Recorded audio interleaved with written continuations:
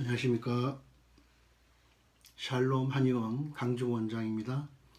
오늘은 석고에 대해서 말씀드리려고 하는데, 지난번에 말씀드린 계지와 마황은 한의학적으로는 따뜻한 약물인데 비해서 석고는 차운 약물입니다. 즉 계지와 마황은 체온을 올리는 흥분성 약물에 속하고, 석고는 체온을 내리는 억제성 약물에 속합니다.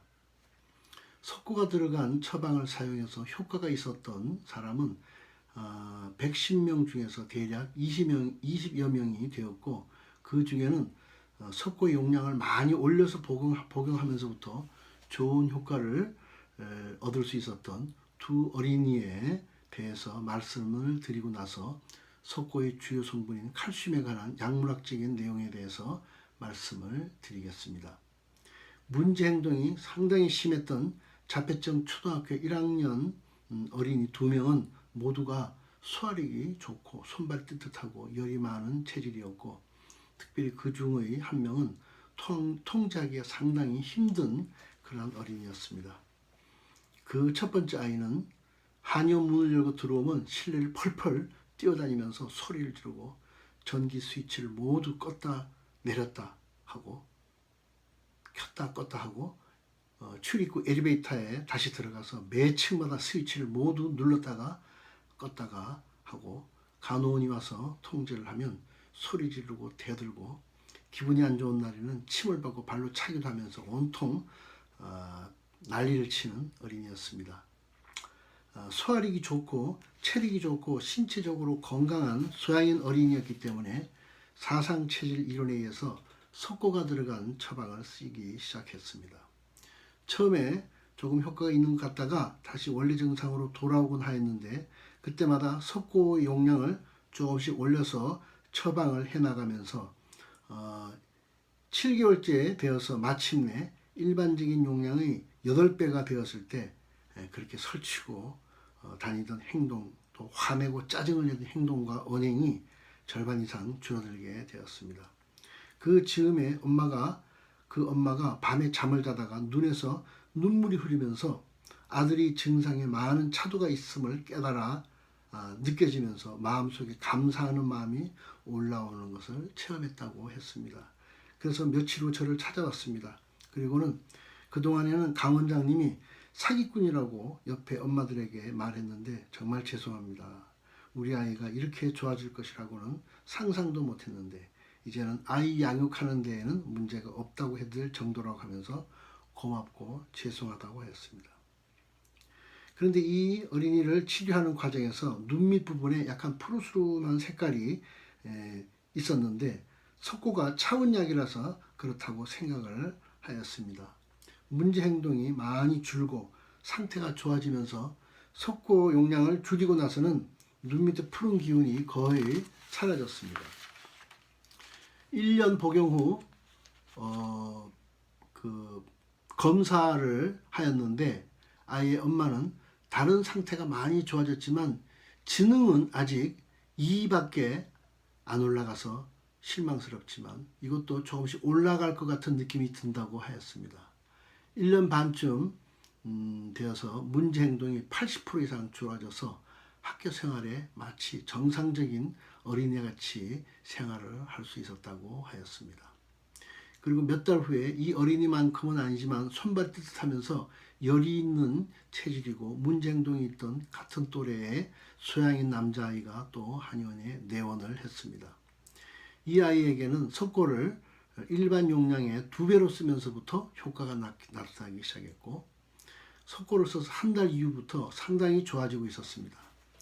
그런데 이 아이의 눈 주위에 뿐 아니라 얼굴 전체에 푸르스름한 색깔이 돌면서 첫 번째 치료받았던 그 아이보다 상당히 심한 청색증이 나타났습니다.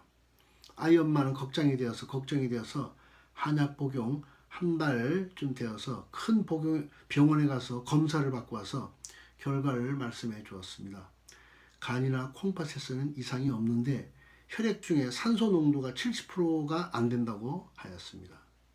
그래서 이때부터 석고 용량을 줄여서 쓰니까 문제 행동 좋아지는 속도는 조금 줄었지만 얼굴에 푸른색은 많이 없어지기 시작했습니다. 그래서 저는 석고가 혈액 중에 산소 농도를 줄이면서 이 지나친 행동을 개선시키는 효능을 발휘한다고 이해를 하게 되었습니다. 그래서 지난번에 말씀드렸던 그 약물학 책을 찾아보았습니다. 지금까지 제가 찾아보았던 모든 약물학 책에서 석고가 동물 실험에서 해열시키는 효능이 거의 없다고 기록해 놓았고, 단지 석고를 보조하는 다른 한방 약물들이 해열을 잘 할 수 있도록 석고가 도와준다는 기록을 보았는데, 이 약물학 책에서도 역시 똑같은 내용으로 써놓고 있었습니다. 그래서 이번에는 구글에서 논문을 검색하였는데 석고의 주성분인 칼슘에 관한 글을 몇 개 찾아낼 수 있었습니다. 두 가지 실험 논문에 관해서 말씀을 드리도록 하겠습니다. 그것은 브라질의 리오데자네이루 연방대학에서 나온 실험 논문인데요. 뇌 신경 전달 물질 중에서 흥분성 신경 전달 물질인 글루타메이트와 억제성 신경 전달 물질인 가바에 관한 것이 하나 있었습니다. 칼슘 의존적인 글루타메이트 수용체에 의한 글루타메이트 생성은 가바의 송출을 증진시킨다는 것을 눈의 망막 안에 있는 아마크린 세포 실험에서 확인할 수 있었다는 그런 내용이었습니다. 글루타메이트와 가바는 망막 안에서 각각 흥분성과 억제성의 기능을 가지고 있는 주요 신경 전달 물질인데, 이 실험에서 칼슘 이온이 없는 상태에서는 글루타메이트로부터 가바가 전혀 만들어지지 않았다고 보고하고 있었습니다.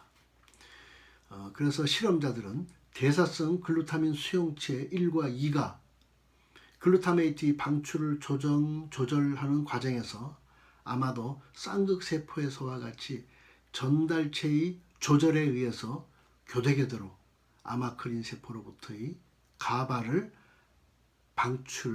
증진시킨다는 결론을 얻었다고 했습니다. 아마도 한 번은 글루타민이 나오고 한 번은 가바가 나오는데, 과연 칼슘이 많고 적음에 따라서 가바가 형성되어 나오는 양이 많아지는지는 이 사이트의 글에서 알 수가 없었습니다. 그래서 이 사이트에서 실험 전체의 내용을 전자책으로 판매를 하고 있기에 구입해서 보았습니다. 책 이름은 Interneurons Advances in Research and Application 2012 Scholar Brief입니다. 번역해 본다면 사이신경세포의 새로운 연구와 응용이 될 것 같습니다. 이 책에는 망막의 아마크린 세포에 관한 여러 가지 실험에 관한 내용이 소개되어 있었습니다. 금방 말씀드린 리오데자네이루 연방대학 논문은 4페이지에 있었고, 하버드 대학을 포함한 미국의 유명 대학의 논문들이 함께 많이 실려 있었고, 그 중에서 이 전자책 20페이지에서는 펜실베니아 의과대학에서 나온 논문이 있었습니다. 성상 아마크린 세포와 쌍극세포 사이에서 성상 아마크린 세포로부터 가바가 생성된다는 내용을 언급하면서 신경전달 과정의 스위치 이론을 소개하는 짤막한 글이 있었는데, 아마도 리오데자네이루 연방대학의 내용에 관한 좀 더 상세한 실험 분석 내용으로 보였습니다. 이런 논문들을 통해서 안구 안에서 칼슘이 글루타메이트를 가바로 전환시키는 과정에 개입이 된다는 사실을 확인할 수 있었는데, 칼슘이 아마크린 세포에서 억제성 신경전달 물질인 가바 생성을 증진한다는 내용인 것입니다. 물론 이 실험에 관한 글들이 뇌에서 직접 일어나는 현상이 아니기 때문에 칼슘이 뇌에서 가바를 만들고 있다는 내용은 아니지만, 칼슘을 통해서 가바가 만들어지는 기전이 존재한다는 것을 확인할 수 있었습니다. 현재까지의 실험 기술로 보았을 때 안구의 망막세포에서의 신경 전달 물질을 측정할 수는 있었지만, 더 깊고 복잡한 중추신경계에서 직접 이러한 신경 전달 물질을 측정하는 실험을 해낼 수 있는 기술은 아직 고안되지 않은 것으로 보입니다. 이 논문이 석고의 칼슘에 의해서 앞에서 말씀드렸던 두 어린이의 뇌의 흥분을 가라앉힐 수 있었다고 말하기는 좀 어렵지만 칼슘이 신경세포의 활동을 억제하는 기능이 존재하고 있음을 확인해 볼 수는 있었습니다. 아마 좀 더 있으면 칼슘이 중추신경계에서 체온조절 중추와 그리고 가바와 연관된 기전도 찾아낼 수 있을 것이라고 기대를 해 봅니다. 구글에서 논문을 검색하면서 칼슘과 산소와의 관계, 칼슘과 청색증의 관계, 그리고 또 칼슘과 저체온증에 관한 글들이 여러 개 있었지만 위에 두 어린이의 청색증을 설명할 수 있는 내용은 아니었습니다. 구글에서 검색했던 논문 중에 동물의 망막세포 실험에 관한 또 다른 논문이 하나 있었는데 소개해드리자면 다음과 같습니다. 그 제목은 Investigative Ophthalmology and Visual Science May 2007 이었습니다. 2007년도에 나온 그 저널입니다. 임상안과학과 시각의 과학이라고 번역할 수 있을 것 같습니다. 논문 제목은 망막의 광입자 수용체에서 칼슘이 산소 소모에 미치는 영향과 ATP 비율이라는 제목의 실험 논문이었습니다. 이 실험 논문의 결론에서는 망막의 세포에서는 다른 세포에서의 현상과는 반대로 칼슘이 산소의 소모를 억제하면서 에너지 사용을 줄인다는 내용을 보고하였고 동물 실험 결과를 전자생리학적으로 상세하게 설명하고 있었습니다.